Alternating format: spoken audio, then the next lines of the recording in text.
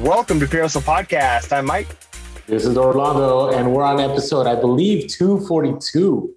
Yeah, it's crazy. And this is obviously a different episode. If you're watching on YouTube right now, or maybe even listening to the audio, you probably recognize it doesn't sound like our normal because we are not in our studio. We mentioned our last studio episode.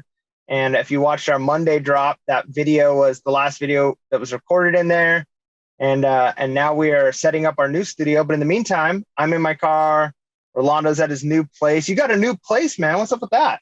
Well, this is actually our studio right here. We've done nothing to it. So I feel like I'm going to take over the podcast, but so much has gone on, and I'm sorry that I have not been on social media in 5 days. I think this is the first time in 3 years that we have not posted consistently. So my apologies for that. I will say every waking moment outside of packing items that sold has been to moving. Just for 5 straight days. So last Wednesday, I found a place, and out here, I had mentioned before, it's, the real estate market is crazy high, but the rental market is just as bad. So you may have like 30 people trying to apply for one place. Yeah. And so luckily at this place, I didn't know that there was a rule that you're supposed to like check out a place first and then apply. I applied before I even checked it out because I knew it was the place I wanted. And so they contacted me and they're like, hey, have you even been out there? I'm like, no, I just know I really want this. They're like, that's kind of weird that you applied without seeing it. I'm like, no, it has everything I want. And they're like, well, why don't you stop by this afternoon? So I stopped by that afternoon, and it was everything. So got a lot. So I haven't been thrifting. I haven't been sourcing. I haven't been posting on social media. Now here's the crazy thing. In the midst of all that, I had probably one of the best eBay sales weekends since Q4. Ooh, so that's like that might be the proof that the algorithm isn't exactly a set in stone thing, huh?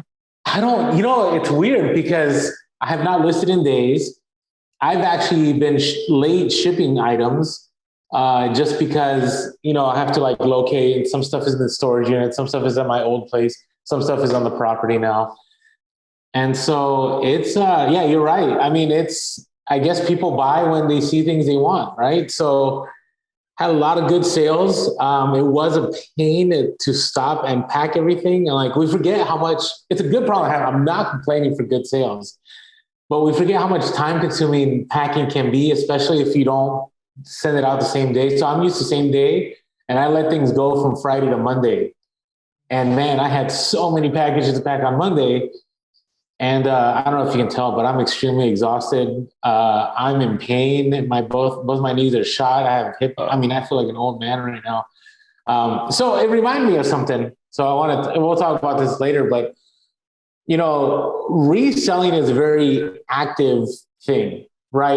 It's whether it be from the basics of if you're doing like regular garage sales or thrifting, like that takes energy, right? And then if you have a lot of inventory, getting that inventory, right, can take energy, right? If you have a tote set up, if you have a warehouse. So it really got me thinking about like, what if I couldn't do this, right? What if something like right now, like I actually hired movers to come in tomorrow because I'm done. I cannot do anymore. I just can't. And, I want to encourage everyone to just think, like if you're in your 20s, I would say whatever, but still, you never know. There's always that black swan event, right? I even think of like crypto. We were talking about crypto 2 weeks ago and how great things were. And then all it took is Elon Musk tweeting a 6-letter word Indeed, and the whole crypto market dropped. Bitcoin dropped by, 20% within hours, right? Or reselling, right? Something can happen. We go offline. Like, you always got to think about having multiple, and we've talked about this, but having multiple streams of income or multiple ways to make money, just in case anything were to happen. I think this move made it a real reality because I was like, I can still take care of things and I can still pack and ship, but man, what if I couldn't? What if I got injured, right? And I've been 3 years solid full time, no health problems, been great, but you just never know, right? Yeah, that's one of the things when you're kind of self-employed, you're an entrepreneur. There's a ton of benefits that come with the freedom of being self-employed. There's tons of benefits that come with the freedom of being an entrepreneur. there's downsides, right? Like we talk about some of the deferred income that you have when you work a 9 to 5, things like 401k, right? You can do that on your own through entrepreneurship by putting into a 401k or an IRA on your own or investing your own. But things like paid leave and even workman's comp, things like that. Like if you got injured, if you were trying to pick up a big box to ship something and you threw your back out, well, you're kind of on your own. Like this is your business. It's a sink or swim thing. And so I think that's important to be real about the fact that there are tons of positives, but it's not all positives. Otherwise, everyone would do it, right? There comes some negatives with it. So you do have to be aware of potential black swan things that can happen. And the thing is, like, I love what's his name? Dave Ramsey's thing of like, when your car breaks down, that's not an emergency, right? Or like, because honestly, those things are going to happen. Like things only last so long. Like, well, Christmas obviously is never an emergency, but your car breaking down, you should be putting money aside for that because eventually you're going to have to replace the tires. You're going to have to replace the brakes. Those are normal things that happen. And so as an entrepreneur, you've got to be kind of preparing for that in a lot of ways. You have to be diversifying your income, finding other streams of income, and making sure you're not stuck in a place where you're just screwed if something bad happens. Yeah, no, it just reminded me of that, and also reminded me of don't take on more than you can handle. Just like this move, I thought I forgot that I lived somewhere for 13 years. Plus, during the 13 years, I accumulated over 2,000 items in my eBay store. Right, so it's funny because Mike texted me. He's like, "How's the move going?" And I said, "I haven't even touched the storage unit." Right. So that alone, now the beautiful thing is about this new place is I'm going to have different living spheres. So all my eBay stuff is going to be in eBay rooms. All my living space is going to be free of any eBay stuff. It's going to be great. And, I had mentioned, I might drop a video about, having stuff at the top of my kitchen cabinets or having stuff in my bedroom, like all that's going to be done with this new property. Now, I mentioned this on Instagram. Did you catch the Instagram story Mike with the couch, my ugly couch? So I don't think so. So I had last year, and I mentioned some podcasts, I've been running lean for like a long time. And so much so that before COVID, I almost dropped, I think it was like a little bit over 2,000 on a whole like couch and recliner and all this furniture. And then since COVID was happening, I was like, you know what? I'm not going to need this. Who's going to come over anyways? So I invested that money and that money turned out to be more money because at that time, you threw your money at anything, you pretty much were going to win anyways. Yeah. So I've had this really terrible couch. And it's kind of weird because with this move, you're able to see, I'm able to see the potential of what can be done with reselling. I was able to take that money and invest it. And the reason I'm able to move where I'm moving right now is because at that time I was able to invest that capital and I'm in a better place now. On top of that, man, I got to tell you, it was weird buying brand new things. Now, I will say I did get a new couch. It was a $3,500 couch, but I paid $1,100 for it. Now, it is the couch of couches. Like, it is amazing. It's beautiful. That's the reseller way, right? Is you never pay full price for anything? No, well, what was great about it was that when I had, hold on, I'm trying to fix the audio here real quick. Can you hear me okay, Mike? Yeah, I can hear you just fine. I lost you for a moment. All right. When it reminded me of there's two mindsets, right? You can have this mindset that you're going to spend money to keep up with the Joneses, or you're going to spend money until eventually you have the money to buy something, right? And the reason I was able to buy this couch, so this couch is, I know this is a reselling podcast, so this deals with reselling, okay? It's to the nines. It has, 3 electric recliners, USB ports, like top green leather, right? So the person I bought it from was trying to end their payments on it, and they just wanted to offload it. They're paying $100 a month.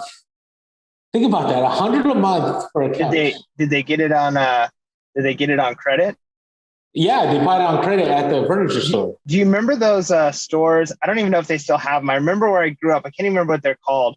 They're basically like rent to own. Yeah, and they're still around. Are they like? And they're usually in the poor neighborhoods. That's what's terrible about it. Well, and that's the thing is like those kinds of things, like, it's a bad financial investment and they end up kind of preying on the people who don't understand the negative side effects of those things, right? Like even like payday loan places. Like I've mentioned before on the podcast, like I remember my parents going to one payday loan place to get money so they can go pay the other one back, right? Like you end up getting in these cycles. And yeah, if you're buying something on credit like that, like a couch, as opposed to like you've done and just make an older couch work for years and then just put $30 a month aside until you can buy the one you want. Mm-hmm. So basically, I did some negotiation. She didn't like it that I was trying to negotiate, but she had put in her ad that it was negotiable. So how am I not going to negotiate? But the crazy thing is she basically leased this couch for 2 years. The couch is brand new. I mean, it is flawless.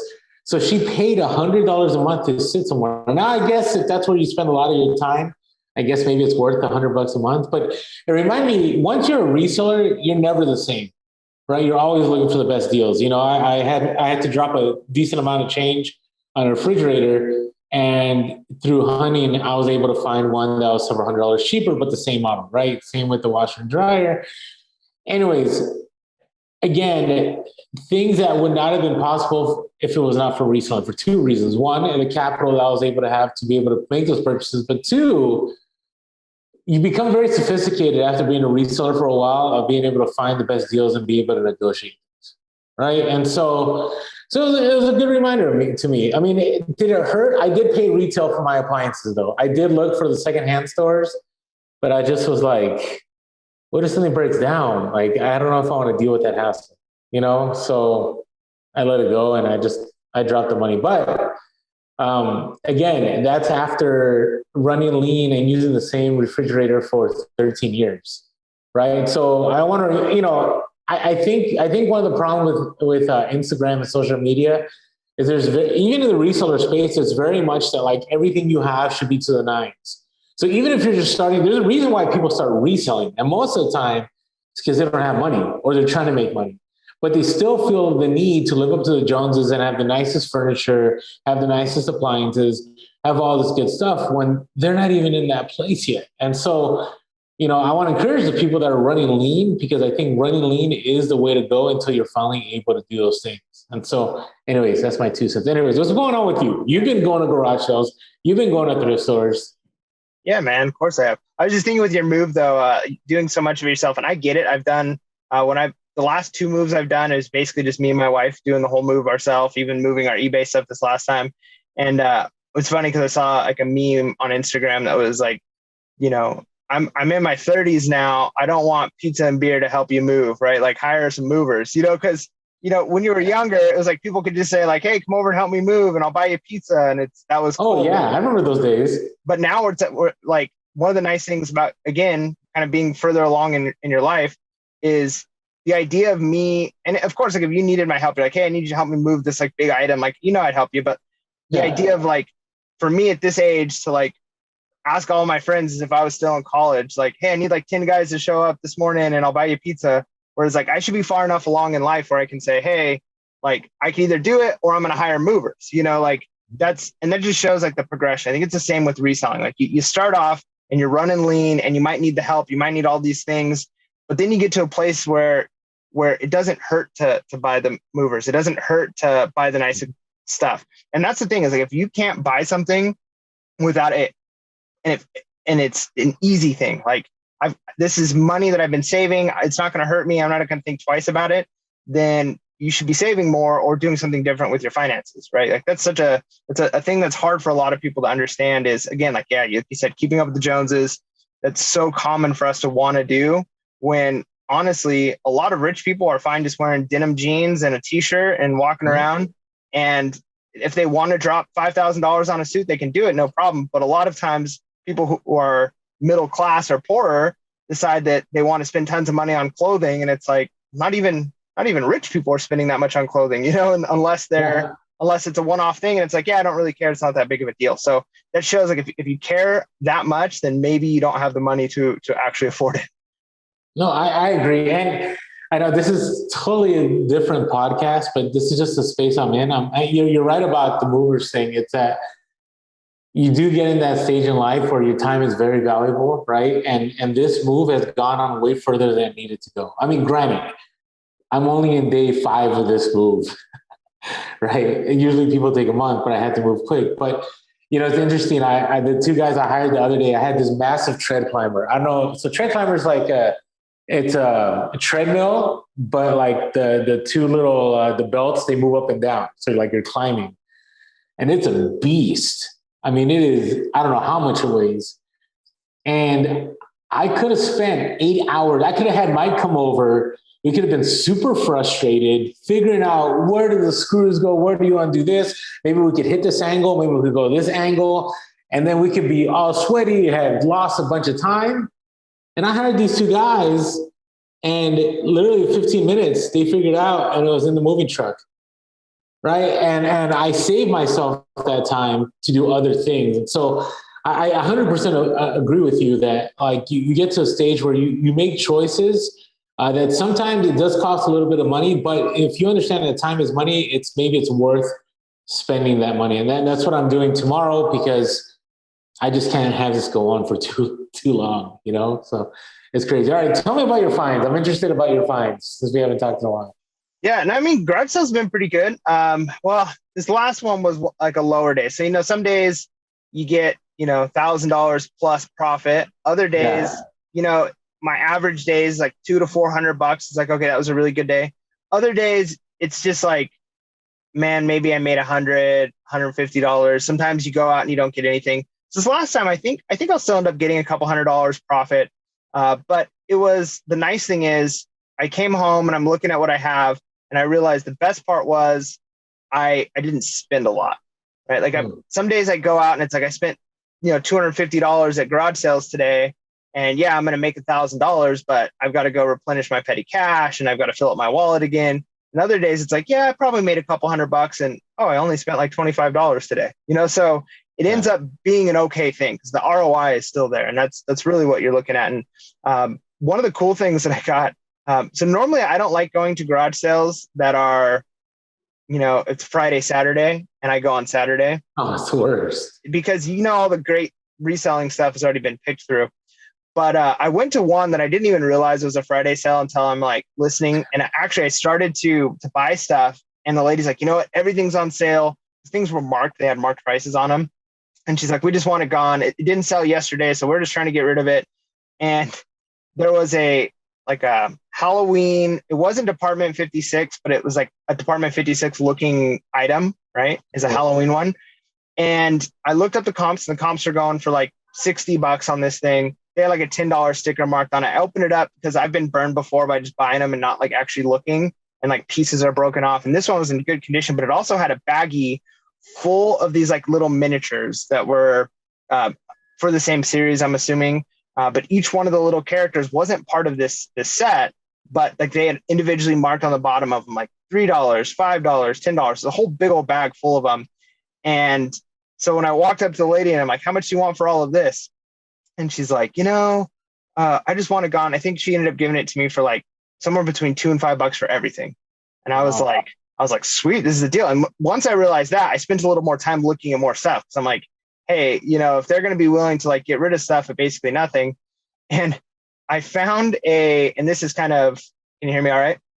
Yeah, I'm good. Okay, so I found a kind of a Warner Brothers. I didn't know what it was. I didn't even research comps on it. Like they had like a whole box full of like Beanie Baby stuff. And I found a Warner Brothers in a baggie, Speedy Gonzalez, right? Like a 6-inch little plush beanie thing. And I didn't look up comps on it, but I'm like, you know what? This looks cool. And this is different. This looks not like a Beanie Baby, right? Like it's like a Beanie Baby, but it's not. I'm like, I bet it's worth something. I picked up that, and I picked up a Disney like lunch bag, and I picked up an old retro like 80s fanny pack. And I got home, and I thought maybe that the little Speedy Gonzalez thing would sell for $5-10, like whatever. Like I basically got it for 50 cents or something, 25 cents. Yeah. And I'm seeing them going for like $40. And I'm like, wow. Oh, sweet. Like this was a score actually, but there was a problem. So when I open my tote, so I like to keep when I'm driving, I usually bring like one tote and then like a couple of bags. And so like I can put stuff in the tote. Sometimes I have a box I can put stuff in. And I open up the tote and there's like a smoke smell, like cigarette smoke. Oh, that's the worst. And I'm like, oh no. And the fanny pack and the Speedy Gonzalez reek of cigarette smoke. And I'm like, oh no. So I'm like looking up, what can I do? Because I normally won't buy things if they have a strong smoke smell. And I'm like, if this thing was only, I actually only checked comps for it because I was about to throw it away. I was like, it's not even worth it. Yeah. I'm going to make $10. But I'm like, oh man, this thing sells for like 40, $50. So what I ended up doing is I was going to set it kind of outside in the sun for a while, but we had some rain and whatnot. So I took a big gallon Ziploc bag and I put it in there and I put the fanny pack in there. And then I took another Ziploc bag, a smaller one. I just left it open and I put a bunch of baking soda in there and I zipped it up and I left it for like 3 days and I took it out. It smells great. I don't smell really? Yeah, it worked. And so I'm probably going to let it sit a little bit longer. Just because I don't know if like the smell will like return at all. So I'm going to test it a couple more times. So obviously if it's something big, I don't know if I'd want to deal with that, but something small, I use quite a bit of baking soda and it pulled the smoke smell out. And I probably will wait for a sunny day and just let it sit outside in the sun for a little bit too, just a little bit of extra zap on it. But, it's a tip. So let us know in the comments below, like, what do you guys do if you have items like that? Do you have tricks for getting smoke smells out or maybe little stains or things like that? Or you just toss it, it's not worth it. What do you typically do, Orlando? So I'm still in the learning process. And by the way, before we move forward though, if you have not hit that subscribe button and that like button, make sure to hit that smash that like button and hit that bell notification because we're always dropping videos. Even though we're in transition, we're still working to drop videos. So, and I do got to say thank you to Mike for covering for me for this last video drop. So hopefully I got a garage sale one dropping on Saturday and it all goes well. It's funny. There's a thing where you put it out in the sun. I've done that one before. And I haven't had luck lately. I have this Cleveland Browns jacket that I picked up for like $30, probably sells for over 150. But man, I haven't had any luck. I was thinking about what you're saying. I'm like, how much baking soda can I grab and put it in a bag with a jacket? I don't know. So yeah, get one of those like dry cleaner bags or like a coat jacket like you can get, and then put the jacket in there like on a hanger and hang it up. And at the bottom of the bag, just like tie it off and fill it up with baking soda, and it should do the trick, right? Because it sucks the odors out. Now that may or may not work with the jacket. Some people even will rub it on fabric, rub the baking soda on the fabric, and then like vacuum it off and pound it off. But I mean, if it's worth it, it might be worth a shot. But baking soda is cheap, right? Or is it baking powder, baking soda? I never remember. It's baking soda. Baking powder is different. Yeah, that's for baking. Yeah, gotcha. So all right. Now I will say, on my end, I did do a little bit of sourcing from, I call it the COVID closet. So last year, those of you that follow us on Instagram, I remember we had no inventory this time last year, right? Well, we had inventory, but we had no ways to source initially, right? Because we're like, thrift stores are shut down. There's no garage sales. Like, what do we do? And I remember I had this closet where I just threw in all my Death Pile stuff. And as a result of moving, I had to go into this closet again. And I seriously, Mike, I have not been in this closet since probably the summer. And guess what? There's hundreds of items that are not listed that were in there. I found 3 VCRs. I found like 20 remotes. So you're sourcing your death piles. Oh yeah, this is a death pile I forgot about. So I was joking with the movers the other day. I seriously could probably be in an episode of Hoarders right now. So my place before I moved, like everything was shoved into a closet or a cabinet or, everywhere, right? So, but I knew where stuff was. But now that I'm moving, everything's brought into the light and it just looks horrendous. And so there's a lot of items that I just donated, trashed. I was like, I'm never going to list this. Like, let's be real. There's no point in doing this. And there's other items I was like, why have I not listed this? So I will go to garage sales this Saturday, but outside of that, I don't know if I'm going to go sourcing until I sort through this, because here's how I know that reselling works. Because you can be a successful reseller and have a lot of junk that you never list. Like, what other business can you have where you have a bunch of excess of stuff that you bought and you never sold, but you can still make money and still be in the profit even though you never listed those items? Does that make sense? Yeah. Well, I mean, I don't know if that's the best argument though, because I think what you're saying is you're successfully paying all your bills, you're successfully reaching your goals, but you're not as efficient as you could be. Oh, agreed. Because what you're talking about is like basically dead inventory that you're not making money on, right? Like, because businesses could do that. They can have stuff in the back that they haven't brought out in years and, overstock and things like that. But you're just not running as efficiently as you could be. Okay. So maybe that's the case, but I was shocked. Successful, but not efficient. I mean, I had a Jams World shirt in there. I had a vintage Adidas tennis shirt. I talked about the remotes already. I had some vintage Boy Scout stuff. I had so much stuff. And it kind of made me sad that, like, if it was not for me moving, I would have probably just ignored that for another year, And so moving has caused me to be way more efficient about what I have. So, for example, I'm ordering a bunch of Z-Racks. You know what Z-Racks are? They're those movable just hangers for clothing. Oh, right. Right. And so, I for the longest time just threw them in my kids' closets and I would just custom SKU like D closet, F closet, my closet, just so I knew. But now, they're going to have their own custom SKU label. They're going to be on their own Z-Rack. I mean, I'm looking to, I hate saying this because I always feel like I'm just a full-time hobby person that makes money, but I'm trying to make it more business-like in the sense that, like, I'm trying to make things a lot more organized, especially with the new space. It'd be a complete failure if I kept doing things the way I was doing them at my former place. Because this place, if I haven't mentioned, I have, along with my bedrooms, I have 2 bonus rooms and a garage.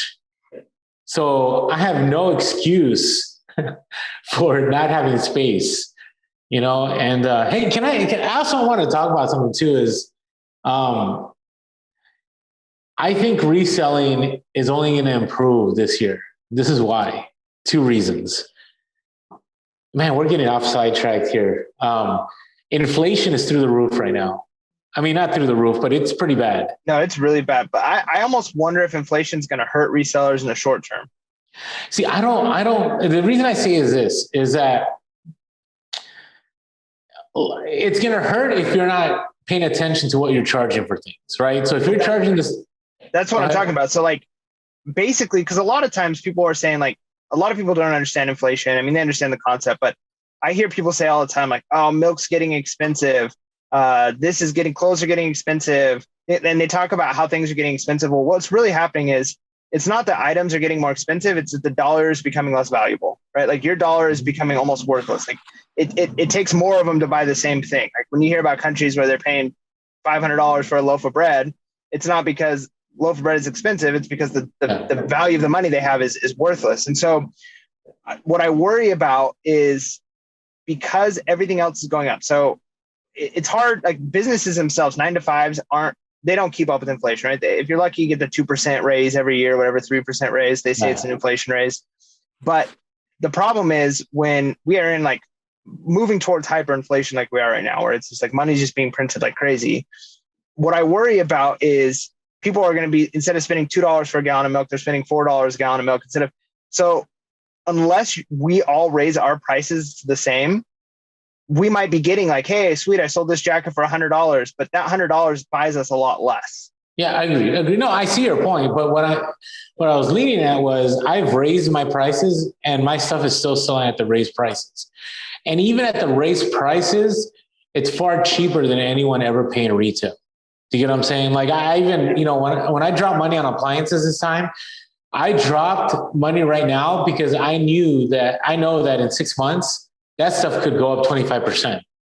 Yeah. Right. Well, what I worry about is, so I think you're right. Like, raising prices, I mean, that has to be our solution, right? Because if a dollar buys me less, if the amount of things that I have to buy just to survive, food, gas, that stuff is gone up 30%, right? My income has to go up too. Otherwise, right. But what worries me is I think it's going to take a couple of years one, I mean, it takes businesses a long time to catch up, right? So like in the sense of if you got a salary, if you're making $50,000 a year, they're not going to say, hey, everything's 20% more expensive now. The value of the dollar has gone down and we're going to give you a 20% raise this year, right? Like you're not getting that. But what I worry about with reselling is I recognize I've got to charge 5, 10, 20% more on items in order to get the same value as I was getting this time last year. But the problem is if I realize that, and several resellers do, but most don't, and most people aren't raising their prices, basically it's as if everybody else just dropped their prices significantly. Yeah, and my competition is going to be harder. Yeah, but you know, what I see in all this is that I think, and again, if you're listening to the podcast, I strongly encourage you to raise all your prices. I would say by at least 10%. Remember, you always have the best offer function, right? And if people aren't happy with that price, you can always, you know, people can always let the market direct what you sell an item for. But on top of that, you know, you have the whole idea that in this market, people are not going to be able to pay for retail. I mean, if I'm looking right now, like even in California, like the price of everything has gone up. The price of milk, the price of gas. I mean, everything. Lumber. But if yeah, let's not even get mentioned to that. I mean, I even consider building a house, and there's some places that aren't even giving you a bid. No, they're not. That's why house prices are so high right now. Is because they're not building houses unless they're already been contracted. Like we bought our shed. Luckily, I mean, it's getting delivered in just a little over a month now, but the prices on them are going to skyrocket. And if we didn't already have that contract, there's no way they would give us the shed they gave us at the price they gave it at. Right. Like today, they wouldn't do it. Like they probably are building that shed in their like prefab place, just like angry as can be. Like, I can't believe we're basically giving this one away, right? They're losing money on it because they're contracted, they have to. But yeah, I mean, they're just not building stuff. So yeah, I mean, it's a crazy time we're in. I think the hard part is, I think we do have to raise our prices. I just think, so maybe the good thing is, so we got to figure out how to make inflation work for us, right? So if it's the case that in the next year or two, shoes that we're selling used are going to be selling for 20% more than they are right now, just because that's just, inflation has gone up that significantly. I'm just saying hypothetically, then we can almost bet against it right now. If people are selling their things for the prices they're going for now, you could almost bet against the inflation by eBay sourcing, because people are selling things too low, because you know that value is going to slowly creep up over time as resellers recognize, hey, we can't sell this at this price. So you can it's almost like betting against it in the sense, like one way people will bet against inflation is in buying property, to take out loans, right? Like if I knew for a fact inflation was going to be 20% over the next 2 years, I'd gladly take out $100,000 loan, because that loan is going to be worthless in 2 years. You know, like the $100,000 won't be as much as it was back then. It's basically like they gave me free money. But we can do that in reselling, in the sense of if we can buy things from the people who haven't realized they have to raise their prices, because once people realize, now I've got all your inventory that you sold 30% too low. Yeah, no, that's true. I mean, that's I didn't even think about that point now. I really wish eBay had like an inflation feature where like when inflation hits, you like hit it and it raises all your prices by 20%. Like that'd be beautiful. So eBay, if you're listening, put that inflation feature on there. Now, one item that has not inflated too much in price and is still a great deal is American Bubble Boy. So if you haven't checked out American Bubble Boy, go to the link below. That lets them know that we sent you, and you are still getting an awesome amount of bubble wrap at, I would say, non-inflationary prices. Now, I think the prices are going to go up a little bit over time, just because everybody's prices are going to go up. But in talking to Joel and the owner of the company, they are really working hard to keep things as they are. And so if it goes up a little bit, it's still a great deal. So check them out, AmericanBubbleBoy.com. I've been using them consistently, even during my move. It's been really easy to get that bubble wrap as fast as I need it without, having to wait more than 1 or 2 days for that quick shipping. So check them out again, AmericanBubbleBoy.com. Yeah. All right, now, do you have did we go through all your random stories? I mean, I got maybe one more. So I talked about the smoke smell, which that was pretty interesting. But yeah, the other thing that happened. So I find it happens a lot. So I mentioned a few episodes ago how I wanted those hatchets to do the hatchet throwing. And then like the very next week that I went to garage sales, I found them. That happens to me a lot. Like, I don't believe like I manifest things, but it's interesting that like it just has happened that like things I'm looking for, I find. So I went garage sales on Saturday, and literally the Friday before, we found a website. So we're cutting like Netflix, just because it's like, it's not a huge cost each month, but we don't use it that much. My son watches most things on Disney Plus and whatnot. So what we did is we found a site called Tubi, which it has advertisements, it has ads, but it's like tons of free shows and movies. It's like, we're just a way to save money, but we have to watch it on our phone. So I was trying to figure out a way to like get it to my TV. And so I was looking up different ways, different devices I could use. And Google Chromecast is one thing you can use. You attach to your TV, you can basically local network Wi-Fi from your phone to it. So my son can watch stuff on the TV from my phone. And I'm like, yeah, these things are like $30. I don't know. I'll think about it. We'll see, the phone's working fine. Then I was at a garage sale and I found two of them. The guy sold me two of them for $5. And I was like, oh man, this is sweet. So we tested it out, worked just fine. And then at the very next garage sale, I found a Raspberry Pi. So Raspberry Pis are like little microcomputers that you can do a bunch of stuff with. And this one was already set up as a RetroPie. So it had controllers attached to it, had a really nice HDMI cable. It had the RetroPie in a nice case, and it had a USB stick attached to it. So I'm like, assuming there's ROMs on there. So I asked the guy, I was like, does this have like games and stuff already on it? And he's like, I think so. It's my cousin's. He's like, but I don't know. Like, I'd hate to sell it to you and it not. Just, you could have it for $1. Nice. Right. It was sweet because the controllers alone are like $15-$20. There's two controllers, the RetroPie, so Raspberry Pis, they're not expensive. They're like $30-$40.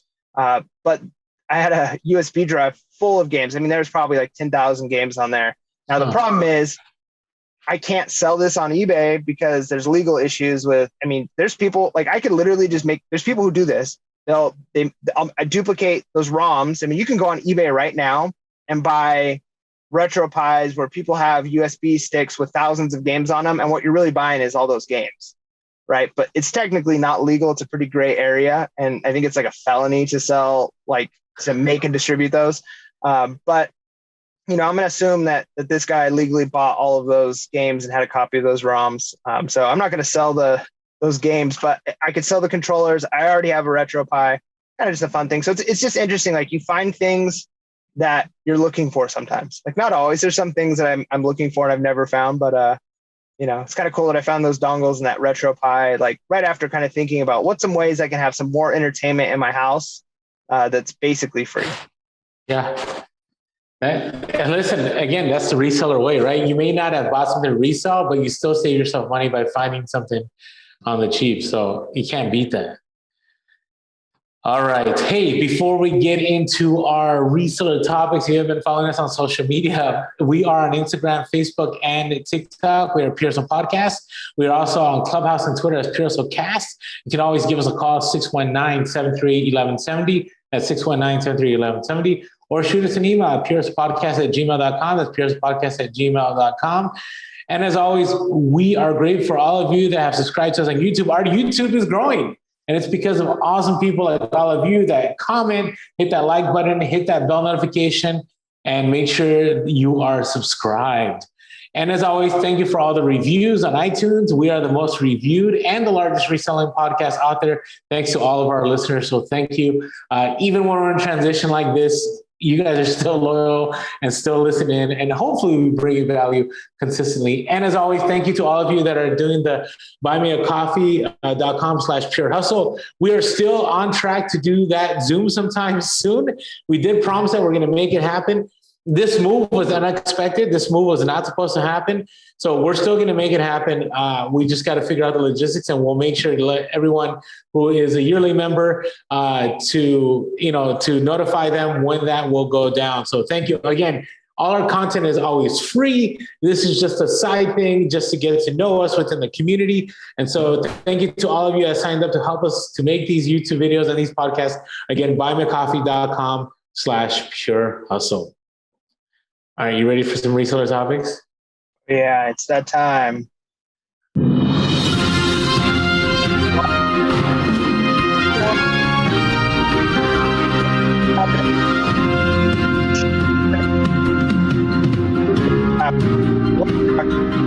Joseph podcast. Take it away.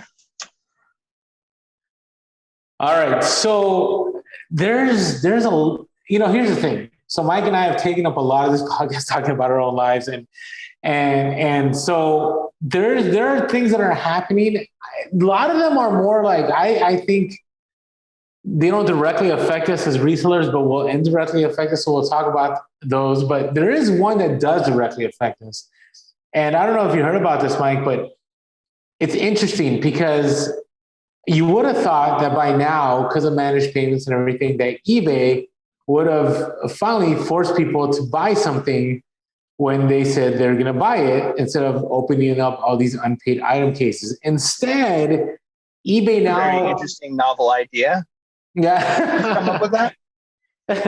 Now, eBay is now, instead of doing that, is introducing a new cancel function for unpaid items, which I'm happy about. I can't complain about that. So basically they said starting in May of 2021, you'll no longer have to file unpaid item claims or send payment reminders. Instead, when buyers haven't paid, you'll be able to manually or automatically cancel orders through Seller Hub or My eBay Sold.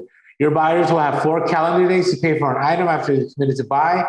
We'll proactively remind them to pay. If they haven't paid within that time frame, you can cancel that unpaid order starting on the 5th of that calendar day. Now, on the one end, I'm happy for that. I think it's a good thing. On the other end, I just think it's giving too much time. Like 4 days, and then by the 5th day, it'll cancel. Like, especially when you got a hot item and you're trying to move it, and somebody basically has hijacked your listing by purchasing it and not buying it. So I don't know. What are your thoughts? I mean, it's a step in the right direction. I mean, of course, you'd hope that they would have it set up the way they have it set up, or the way that we've talked about, as far as if someone buys something, they buy it, right? Like, that makes the most sense. I get, though, the offer. Like, I think a lot of times, like, people don't know that when you send the offer, it's official. Like, if somebody sends an offer and I accept it, like, you basically bought it. Because a lot of people are thinking, like, the same way it is on, like, Craigslist or Facebook Marketplace, right? Like, I say, hey, how much you want for this? And they're like, it's 200. And they're like, well, you take 160. And they're like, sure. And then you could still, like, well, what does it look like? And does it have this? And I'll meet you here. And is it this version? Like, after you decide on a price, you can still talk and negotiate. And you haven't actually bought it yet. You haven't met up with them. Whereas, like, this, it's like, if you're just sending your feelers out and you're like, maybe they'll take $20 for it. And it's like, oh, wait, I didn't mean to buy it. I was just checking. Now, is that right? Like, I think buyers need to be educated. They need to understand, like, when you place an offer, like, this is an official, like, I will buy this for this amount. But I understand why some buyers are just ignorant to the fact that that's the case, right? So I think sometimes it's not malicious that they're not paying. It's just a matter of maybe they were just testing it out. They didn't know. So I don't think that's every time, but I want to give the benefit of doubt that that's some of the time. So I could see why eBay has it set up this way. Now, if on the other hand, if when you did the buy it now, like, there was a thing of like, which card do you want to pay with before you sent the offer? You know, like, how would you like to pay for this item? Again, there might be confusion. Like, wait a minute, am I already paying for it? But that might, I don't know. So it would be great if it was just instant payment, but hey, at least there's something moving the step in the right direction. And another thing I noticed is there's been items where it lets you relist it, right? You don't have to start a new listing. It's just like automatically the item's relisted. So we're moving in the right direction. I think eBay has done a great propaganda campaign because I'm telling you, 2 years ago, we were promised this is done. And now we're slowly accepting. And you know, I also see the other side where it's like, do you really want a person that isn't paying right away and taking their sweet time to actually, do you really want to ship that item, right? Because maybe they had hesitancy and they're going to end up returning it. So there is the other side. But, you know, for me, it's like, it's the only platform that allows that. Like, I don't understand. It doesn't make any sense to me. Okay, now here's one place I do believe eBay is making the right call. You know, I pulled this off for routers. eBay is tapping into the NFT frenzy, allowing sales on their platform, which we had kind of talked that they had mentioned that, but now it's a reality. So let me read real quick from the routers news story. But basically, I mean, there's a few things you have to figure out. How are people going to pay in crypto? How is that going to happen? But again, the big win in all this is going to bring, number one, it makes eBay relevant. It keeps eBay relevant. Two, it also brings in a lot more business. And, it's like any store, right? Why do you go to Costco to buy chicken and the chicken's at the end of the store? Because they want you to go and see all the things you want to buy, right? And with eBay, if people, are going on eBay more, they may look for other items. So I think it's a win. So they said, in the short term, an NFT inventory will be provided to sellers who meet eBay standards, the company told Reuters, adding that users can expect to see programs, policies, and tools in the future that will let them buy and sell NFTs across a broad range of categories. In the coming months, eBay will add new capabilities that bring blockchain-driven collectibles to our platform. Yeah, and that's good. I mean, it makes sense because eBay has kind of always been known as the collectible place, right? Beanie Babies, cards, right? We've gone from Beanie Babies to NFTs. Think of how much the world has changed. Yeah, I mean, well, in a lot of ways, that's kind of now the way NFTs are being used right now. It's kind of like trading cards or Beanie Babies. But I do see NFTs as being a future technology that's going to be used in all industry. Like right now, if I buy an audiobook on Audible, or if I buy a movie on Amazon Prime and I own it, I can't just give it to you, Orlando, and say here, borrow my movie. But if I have a physical disc, I can do that. I could say here, you can borrow my movie or sell it, right? I bought this movie, but I can't sell it. That's a bummer. But if it's an NFT, if what you're buying, if all of the movies and music that we buy in the future are NFTs, then you actually could sell them because you have ownership of it. But whoever owns the copyright of it gets a little cut in that gas fee or whatever. They'll always get paid a 5% or 3% or whatever. So I think it's going to be a technology of the future. So it makes sense that even if right now it's kind of crazy and silly and all over the place and nobody knows what's what, and it's just memes being sold and things like that, I do think that it's smart for eBay to jump on it while it's this crazy Beanie Baby collectible stage. But also, if they build out the platform now, imagine if they build this out, let's just say before Amazon does, and next thing you know, movies are being sold. And I heard of there's artists that they're planning on dropping their next album as an NFT. You literally will buy the music as an NFT. Mm-hmm. So if they already have the system in place, and for once they're the ones that people are going to buy things instead of Amazon, that's a huge step in the right direction.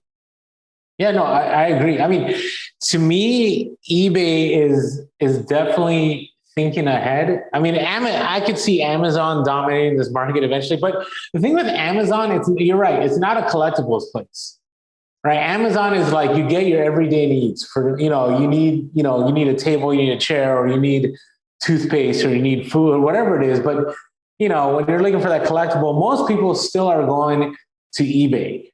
So I think I was happy to see this. It also tells me that it'd be pretty awesome to be able to, it's funny because, Mike was ahead of the curve for years already. And Mike was trading crypto, I don't know, 2011, 2012. I don't know when you were, but yeah, not successfully enough to hold on to it. I was day flipping it. I was day flipping Ethereum when it was $400, right? $300. And one of them, I got Litecoin and I think it was Ethereum Classic before they did their split. Yeah, I was getting well under $100, but yeah, I was just day flipping it for a $20, $30 profit every few days. And I'm man, if I'd have held on to that stuff, I don't want to think about it. Whatever. But I know, but I think it's a good thing because now we're going to have another form of currency, which, to me, it depends what is allowed, but it's going to also help stop some of the inflation, right? So if certain currencies or cryptocurrencies are being used, right, you're still going to get a good, good value and good money instead of just, an inflated dollar. So I think that's a win too. So, all right. So this new story I'm sharing, and Mike and I don't think, as far as Mike, I don't think he does, but personally, we don't sell this. But you're talking about adult content? The adult content now is being banned on eBay, including manga and comic books. So I don't think Mike ever sold that kind of manga. Here's the thing, though, with that. So I saw some articles. I was going to bring this up if you didn't. I didn't see what your list of news topics was. But I've seen some articles where people are just confused by the policy. Like the policy doesn't seem to be super consistent. Like you can still sell, as far as I know, like Playboys and Penthouse or like nude art, but certain things are considered. So like a video game that's 18 plus only, you can't do. So it's like that one thing is being considered art, like a Playboy is considered art, supposedly, but like a video game that's adult content is not considered art, right? So it's kind of weird, like where they're drawing the line. Like it kind of seems like you got to almost do an all or nothing thing. Like we don't do anything that has nudity, right? Like that's where we draw the line. Whether it's animated, it's cartoon, it's like actual pictures, but they like where they're drawing the lines. Like for me, again, like I don't care. I don't. Yeah, but then how would you sell Renaissance art? Well, that's what I'm saying. Yeah, well, that's what I'm saying. Is like I don't sell this kind of merchandise, so it doesn't affect me. Yeah. But I understand like some confusion. If you're like somebody who's like, wait a minute, like so I can sell my collection of Playboys, but I can't sell this other thing because it's got, you know, this manga because it has some nudity in it. It's like, wait a minute, I don't understand the difference here. So it would stink if you were like, that's what you were trading in. Like if that was your market, you know, you're like, I'm dominating this, you know, whatever market on eBay. And it's like, wait a minute, I can't sell this, but a Playboy can still be sold. Like, I think there'd be some confusion there, but I mean, I guess I understand you want to make the site more friendly. I think they should just do like how a lot of sites do, like Twitter and things like that, where you can just turn on or off, like adult search allowed or no, you know, like safe for work or not safe for work. Yeah, the only reason I brought it up is because I know some of our listeners do sell certain things. And at the same time, it's one of those, again, you are beholden to whatever platform, right? And so, you know, let's say one day they were to say you can't sell any more Harley Davidson, right? Because Harley Davidson now is Vero, right? You gotta diversify. You gotta figure things out, right? So the only reason I wanted to bring it up was to have a discussion about, you know, understanding that like, unless you have your own website, you still have to apply and bring the policies, even if they don't make sense. I mean, there's a lot of things on eBay that don't make sense. I mean, selling, you can't say the word Velcro, right? You put Velcro on your listing gets pulled, right? Because it's a Vero thing. You have to use, I think it's hook and loop, right? Or you can't say Gerber, or you can't do any of those things. So always be aware of that. You know, again, I'm a family friendly guy, so I'm kind of like, whatever, if eBay wants to do that, I'm okay with it. It doesn't faze me. But at the same time, there also needs to be clear direction. So I get that part too. So anyways, we're going to leave it there. We just leave it there now. Unless you wanted to add more to it. No, not a topic I have a lot to add to. So. Yeah, we've reached our PG limit for the podcast. So this is something just to be aware of. If you sell on Amazon Prime, if you do FBA, we already talked about storage limits. We already talked about, you know, inventory and all that. Now Amazon Prime is slowing down their shipping, it seems. The reason I say that, there's been a lot of news stories out there about how Amazon is now, and this has been like I would say this was understood amongst a lot of Amazon sellers, but it gets kind of fuzzy if you're a buyer. So Mike, when you buy something on Amazon Prime, how soon do you expect to get it? Either next day or 2 days at the latest. Okay, right? That's what you expect, right? Because that's why you pay the Prime. But per Amazon, let me read you what Amazon says. So let me pull up the news story. Oh, I had the news story. Here you go. So Amazon, to them, this is on Amazon Help, said, we're starting to hear the problem. 2-day shipping refers to transit time in business days. Once an order has shipped, we have missed the given delivery date for a recent order, blah, blah. So what they're saying is, it's not from the time that you order the item, it's from the time that we actually ship it.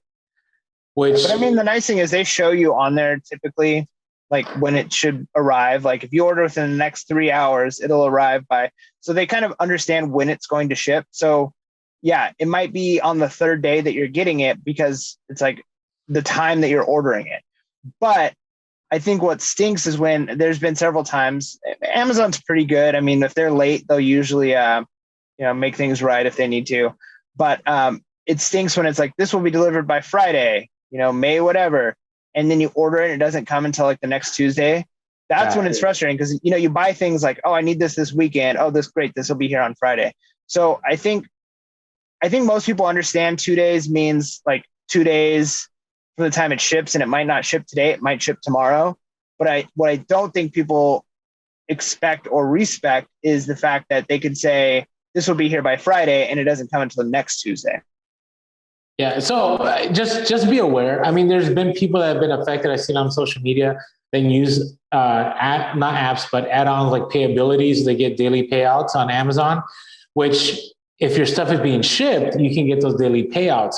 But if Amazon is lagging, you're not going to get those daily payouts, which becomes a capital issue if that's what you're depending on. Also, it gives you an advantage on other platforms like eBay and Mercari. Well, Mercari kind of, but definitely on eBay, where like if you offer same day shipping and you offer priority shipping, you may be faster than Amazon, right? Because if somebody orders something from me and it's before 1 o'clock, I'm going to ship it that afternoon and drop it off at the post office, and they're going to get it in 3 days if it's priority mail, right? Unless, the post office slows things down, which never happens.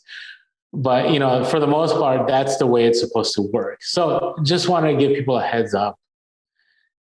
All right. Hey, that is all I got for reseller topics, kind of light today. But hey, I do want to share that, you know what I'm missing right here? I'm missing my skull shaver. And you didn't pack the skull shaver? No, so long story short, I have not had hot water for 2 days because, you move into a place and they forget to turn on the water heater. I didn't know that was a deal. I didn't want to mess with it, and I like putting the shaving cream, and I like having that smooth look. So I today after the podcast, I'll probably do that. But I got to tell you, the nice thing about the skull shaver is that no matter when, at any time, right? I could have used it today, but this is only 2 days and it's still pretty good. It is such a close shave. And that's why I love the skull shaver. So if you haven't yet and you're looking to use something that's going to help you shave better, because again, I made the mistake, Mike. I used a razor. And guess what my son said? Dad, you have like spots that you missed. Had I used the skull shaver, I would have been fine. So go to skullshaver.com and use our promo code PURE and have that clean, close cut with the skull shaver. Yeah. All right. So now we're getting closer to the end of our podcast. So we got our next important section, though. So you want to drop the music here?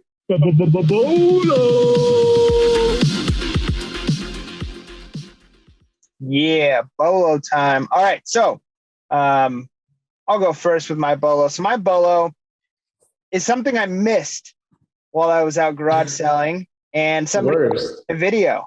And that's one of the reasons I like these videos. I'm learning still. One of the things, so I've been out recording my garage sales, and I've got like an action camera hooked up, and I'm learning how to get the angles right. Cause like if I bend over the wrong way, then I'm just recording my shoes or like behind me instead of the item. So over the next several videos, they're going to get better as I learn to, keep items in screen. But I walked by a Sony Explode or Explode, I think it's Explode boombox. Okay. Now, in my defense, this boombox was playing music in the person's garage. It was at an estate sale. So I'm not sure it was actually for sale. But I looked them up, and holy cow, these things are going like over $100, right? For an old boombox. And obviously it was working because it was playing.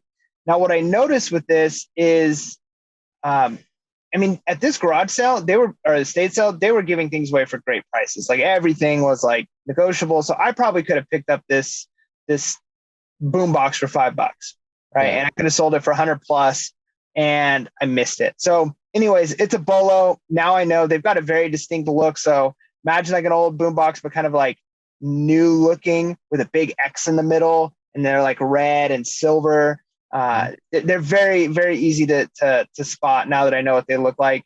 And yeah, so definitely check out, just type in XPLOD boombox in eBay. You'll just be shocked by the prices that these things go for. And I mean, it's the new bows that I'm looking for, right? Like whenever I see bows, I know to look for it. I had no idea to look for this thing. So now I know I'm on the lookout. You should be on the lookout too. There you go. Now, did you mention Olympic stuff for a bolo recently? I don't know if I mentioned it recently. This Olympics can be weird, right? Like, because there's a lot of controversy behind it. Well, yeah, but I've had Olympic stuff selling lately, like stuff that has been sitting for like a long time, like brand new with tags, items, like they're selling. And so, my bolo is any Olympic year. It doesn't have to be related to the Summer Olympics happening right now. Yeah, despite the controversy, people are going to want to feel connected if they want to participate in the Olympics. And so if you have anything, if you have stuff from the 84 Olympics, 88, 92, if you have any of those items, or you see any of those items, this next month may be the prime time to sell those. So always do your research, always look things up. But I find that whenever my Olympic stuff sells, it's usually right before those Olympics. They don't sell well. It's kind of like stocks, right? And crypto, it's like, you end up making a lot of money on the rumor, but once the news hits, it's not that great. It's the same thing with the Olympics, right? So all the stuff sells well up to run up because people want to feel connected. They want to have something. So keep an eye out for Olympics here, especially the vintage stuff now. It doesn't go for a lot.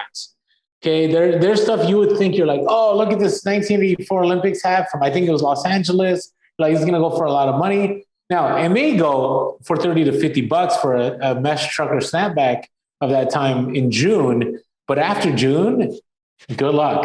Like it's going to sit in your store for a long time. So if you have any Olympic stuff, definitely list it. If you see anything, I will get that listed quick, and hopefully you'll get some good Olympic sales from that bolo. Nice. I like it. All right, Mike, what are you looking forward to, man? I got to tell you, I miss the studio, man. It's a different vibe being out here. Yeah, no, for sure. But I mean, it's so good getting to talk. This is like the first time we've actually like face-to-face talked in a while. I know. So it's pretty good. But so I'm planning on doing some garage sales again. It's really tough right now with not having storage. Like all my stuff is like being crammed in. It's harder to pull things. Even sourcing, like it, and like usually I could like let stuff sit out for a while and then take pictures later in the week. Now it's like what I do is I fill up a tote, and the tote sits in my house, my fifth wheel, until I take pictures of it. So it's like I need to picture everything in this tote. The nice thing is it gets rid of death piles, because it's like I'm not going to go sourcing again because I've got to get this tote emptied out. So I'm going to take pictures of everything, put the tote back in my car, and I'll go sourcing again. But this Friday, I'm going to go hit up, or Saturday, I'm going to go hit up some garage sales. And then today, Sis drops on Wednesday. So my wife and I are actually planning on going. We're going to take my son. We're going to go to some thrift stores. We're going to record the thrift store experience. And then I'll probably drop a video of that too. So I'm excited because it's actually been a long time since I've sourced with my wife. And it's really fun. And even sourcing with my son, I kind of get a little grossed out sometimes with the toys he wants to grab at thrift stores. It's like, no, you can't have that. But usually there's something he can find that I'm like, yeah, it's fine. You can have that. And it's like, a couple bucks. So it's exciting seeing a little kid excited about, $2 toy. So yeah, nice. Family sourcing, man. It's fun. Yeah. Yeah. Not as efficient for sure, no, but it can be. So like my wife will hit the girls section, right? Like my wife will go up and down the girls' clothing. Yeah. And I never look at girls' clothing.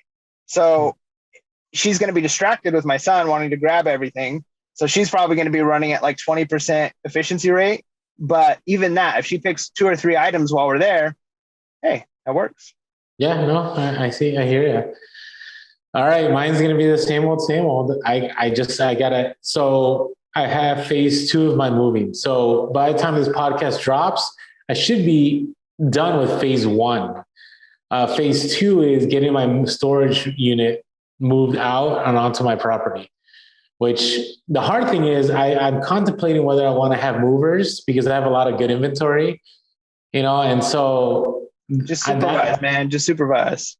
I know. But then they know where you live. And I don't know. You know me, I lock my doors. I live in the country now and I still lock my doors.